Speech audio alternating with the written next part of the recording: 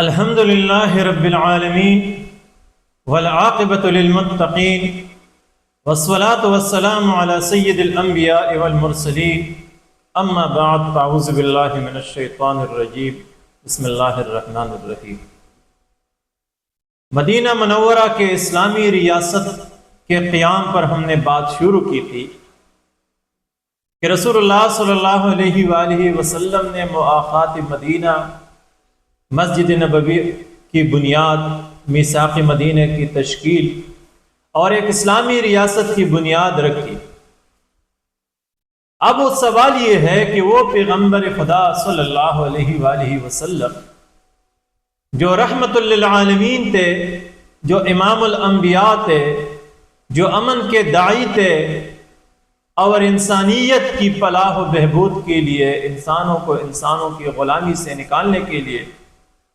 انسانوں کو بہترین زندگی دکھانے کے لیے، بہترین زندگی گزارنے کے لیے مبعوث ہوئے تھے، تو اس رحمت للعالمین نے اپنے مدینے کی 10 سالہ قیام کے اندر تقریباً 73 غزوات اور سرائے لڑی۔ ان 10 سالوں کے اندر یہ 73 غزوات اور سرائے یا یہ جنگیں لڑنا، اور حالانکہ پیغمبر اسلام صلی اللہ علیہ وسلم تو رحمت للعالمین تھے، آپ تو لوگوں کو جنگوں سے روکتے تھے۔ حالانکہ جو بندہ زیادہ جنگیں لڑتے ہیں لوگ انہیں شرپسند کہتے ہیں۔ آج سے ہم بات کرتے ہیں پیغمبر اسلام صلی اللہ علیہ وسلم کی اس زندگی پر کہ وہ کون سی وجوہات تھی جس کی بنیاد پر بڑی بڑی جنگیں لڑی گئی،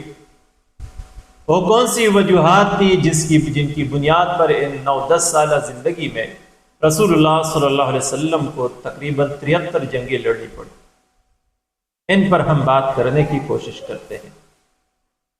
کیونکہ اس وقت دنیا کے اندر یہ سوچ ہے کہ اگر ایک قوم کے اندر مسلسل ہر سال جنگیں ہوتی ہے تو ہم انہیں شرپسند کہتے ہیں۔ پرامن قوم وہ ہے جو غلامی کی زندگی گزارے، ذلت کی زندگی گزارے، بدخالی کی زندگی گزارے لیکن امن سے رہے، ہم ان کو بڑے خوش اخلاق اور پرامن قوم کہتے ہیں۔ لہٰذا پیغمبر اسلام صلی اللہ علیہ وسلم کی اس مدینے کی زندگی سے، ان جنگوں اور غزوات اور سرائے سے ہم کیا سیکھ سکتے ہیں، اس پر ہم کوشش کرتے ہیں بات کرنے کی۔ پہلی نمبر پہ اگر دیکھا جائے تو قریش مکہ نے، مشرکین مکہ نے پیغمبر اسلام صلی اللہ علیہ وسلم اور آپ کے ساتھی صحابہ کرام کو اس حد تک تنگ کیا مدینہ مکہ کے اندر کہ مسلمانوں کو حبشہ 2 دفعہ ہجرت کرنی پڑی۔ مسلمانوں کی جان، مسلمانوں کی مال، مسلمانوں کی اولاد، اہل و عیال محفوظ نہ تھی مکہ کے اندر۔ بالآخر ان لوگوں نے پیغمبر اسلام صلی اللہ علیہ وآلہ وسلم کے قتل کا منصوبہ بھی بنایا، اور جب آپ اور صحابہ کی جان خطرے میں پڑ گئی تو رسول اللہ صلی اللہ علیہ وسلم نے قریش مکہ کو، مکہ کے باسیوں کو، اپنے خاندان کو خون خرابے سے بچانے کے لیے اپنا وطن، اپنا گھر، اپنا علاقہ، اپنی بستی، اپنے گاؤں، اپنے لوگوں کو اور حرم شریف کو، مکہ مکرمہ کو، بیت اللہ کو چھوڑتے ہوئے وہاں سے مدینہ کی جانب روانہ ہو گئے۔ سیرت نگار لکھتے ہیں کہ رسول اللہ صلی اللہ علیہ وسلم جب مکہ سے روانہ ہو گئے اور خانہ کعبہ کی جانب دیکھا، حرم شریف کی جانب دیکھا تو فرمانے لگے کہ اس دنیا کے اوپر مجھے سب سے زیادہ پسند اور محبوب آپ ہے، لیکن آپ کے باسی مجھے یہاں امن سے جینے نہیں دیتے۔ لہٰذا پیغمبر اسلام صلی اللہ علیہ وسلم خون خرابے سے بچنے کے لیے اور قریش کو آزمائش میں ڈالنے سے بچنے کے لیے مکہ کو چھوڑا اور مسلمانوں سمیت مدینہ منورہ کو ہجرت کی۔ تو اس سے ایک سبق یہ سامنے آ گئی کہ مشرکین یا مخالفین اسلام یہ ایک ایسی قوم ہے کہ اگر آپ اپنے بستی کے اندر امن سے رہتے ہیں پھر بھی ان کے پیٹ میں مروڑ پیدا ہوتا ہے، آپ کو سکون سے جینے نہیں دیں گے، اور اگر ان کے خلاف آپ اٹھتے ہیں تو پھر آپ شرپسند ہوں گے، آپ دہشت گرد ہوں گے، آپ انتہا پسند ہوں گے، اور اگر نہیں اٹھتے تو پھر آپ غلامی اور مظلومی کی زندگی گزاریں گے۔ لہٰذا امن کی خاطر رسول اللہ صلی اللہ علیہ وسلم مکہ سے مدینہ آ گئے۔ اب دیکھیں دوسری طرف جب پیغمبر اسلام صلی اللہ علیہ وسلم مدینہ منورہ کو تشریف لائی آپ نے، اور مدینہ کے اندر آپ نے مواخات اور میثاق مدینہ کی بنیاد رکھی، اور ایک پرامن اسلامی ریاست کی بنیاد پڑ گئی اور لوگ امن سے رہنے لگے، تو پھر بھی ان مشرکین مکہ کے پیٹ میں مروڑ تھی، ان کو تکلیف تھی مسلمانوں کی پرامن رہنے میں، اور انہوں نے ارد گرد کے قبائل کو دھمکی دے دی اور ان کو منع کر دیا کہ وہ کسی طرح مسلمانوں کے ساتھ معاملات نہ، کسی بھی طرح مسلمانوں کے ساتھ معاملات نہ کرے، ان کے ساتھ معاہدات نہ کرے، ان کے ساتھ لین دین نہ کرے، ان کے ساتھ تعلق نہ رکھے۔ اب یہ دوسری ظلم تھی مخالفین اسلام کی جانب سے۔ پہلا، مخالفین اسلام عصر حاضر میں بھی آپ کو امن سے جینے نہیں دیں گے۔ 9/11 کے اندر آپ نے دیکھا کہ پرامن افغانستان کے اوپر انہوں نے حملہ کیا۔ اسی طرح ہم دیکھتے ہیں کہ جب مشرکین مکہ نے قبائل عرب کو دھمکی دے دی کہ مسلمانوں کے ساتھ معاہدات نہ کرے، عصر حاضر میں بھی یہی ہے کہ اگر اسلامی ریاستیں اپنی بقا کے لیے، اپنی معیشت کے لیے، اپنی مفادات کے لیے، اپنی بہتر زندگی کے لیے، اپنی شہریوں کے لیے، اپنی ریاست کے لیے کسی ریاست کے ساتھ اگر معاہدہ کرتا ہے تو پھر بھی ان مخالفین اسلام کے پیٹ میں درد شروع ہوتی ہے،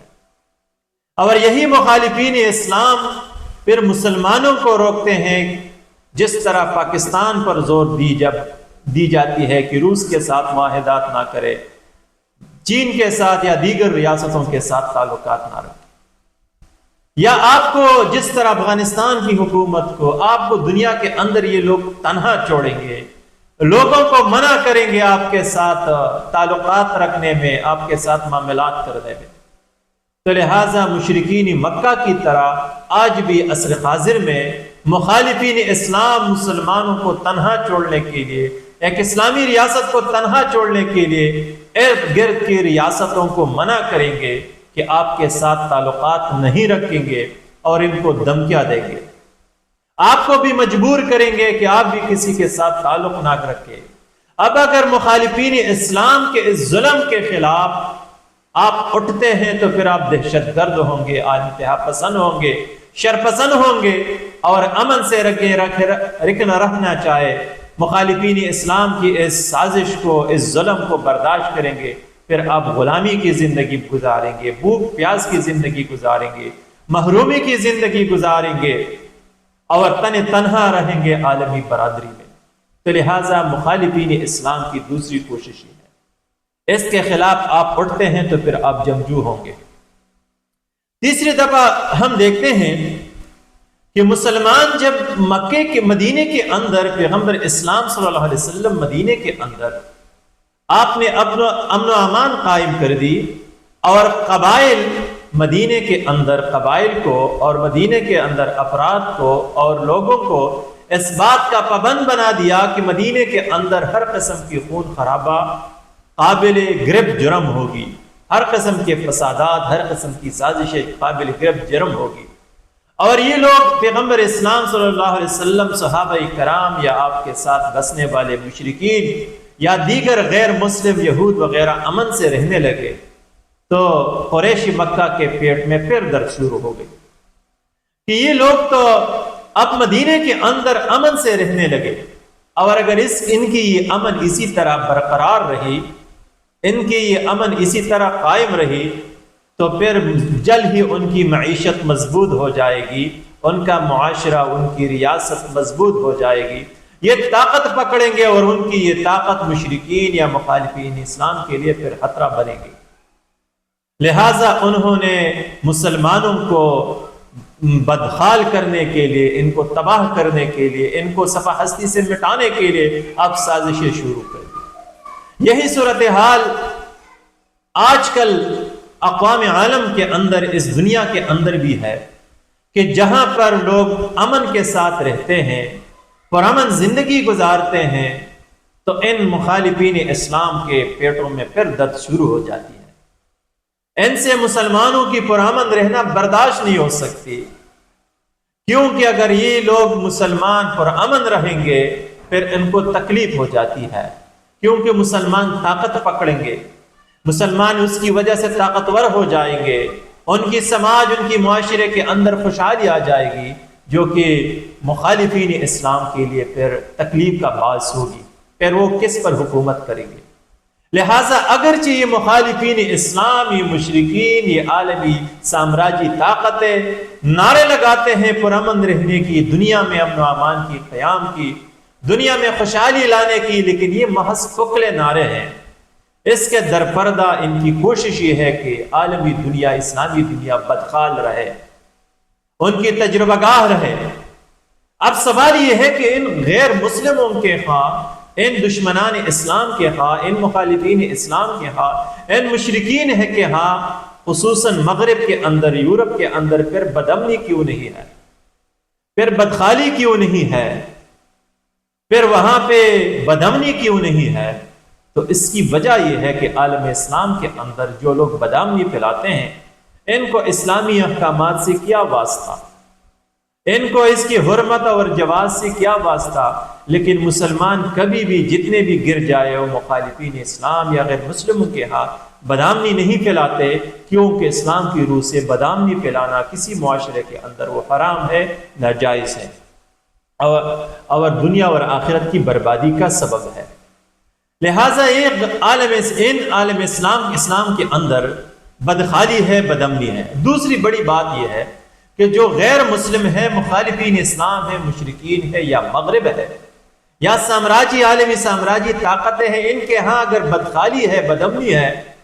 تو وہ چھپی ہوئی ہے، وہ کبھی اسکرین پر نہیں آتی، میڈیا پر نہیں آتی، لیکن عالم اسلام کے اندر خوف و ہراس پھیلانے کے لیے ایک چھوٹی سی واقعہ کو بھی